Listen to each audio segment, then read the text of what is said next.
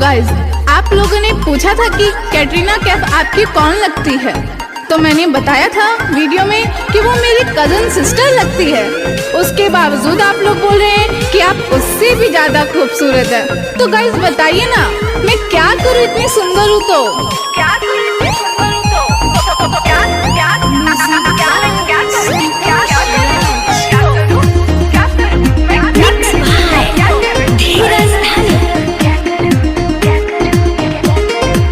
जब जब करेलू ठलाली रेड कलर के, देखेला सारा लोग तुके जी भर के।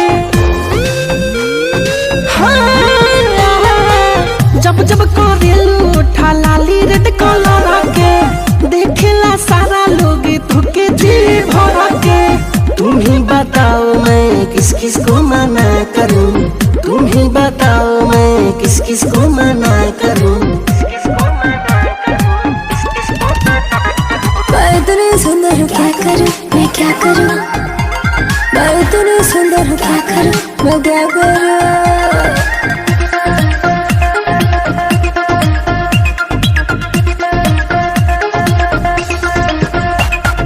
लिकोमी के काजल जब तू करेलू अपना आँख में, जिला जवार के लइका सारा रहेलन सब फिराक में। तू काला चश्मा लगा के गोरी, क्या लगती हो यार।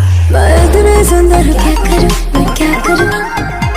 मैं इतनी सुंदर हूँ क्या करूँ, अरे क्या करूँ? झूठों के टाइम वेस्ट करने दो हम पे, मरता है जो लोग मरने दो हम पे। अरे ये हीरो क्या समझे, क्या समझे? झूठों के टाइम वेस्ट करने दो हम पे, मरते हैं जो लोग मरने दो हम पे। तोहरे बारे में हम सबसे पता करूं, सबसे पता करूं। मैं इतनी सुंदर हूँ क्या करूँ मैं, क्या करूँ? मैं इतनी सुंदर हूँ क्या करूँ मैं, क्या करूँ?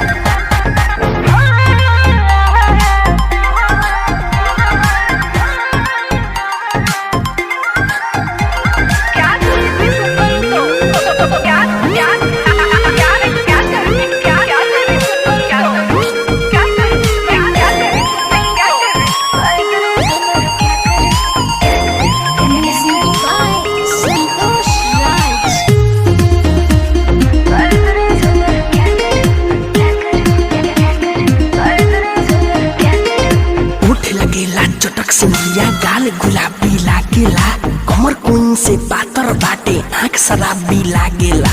हम दादी औरी दबा के जान लोगी क्या रे। मैं इतनी सुंदर हूँ क्या करूँ मैं, क्या करूँ? मैं इतनी सुंदर हूँ क्या करूँ मैं, क्या करूँ? अपना गलत फहमी दिल से निकालो, निर्मल जोगे समेट खुद को संभालो।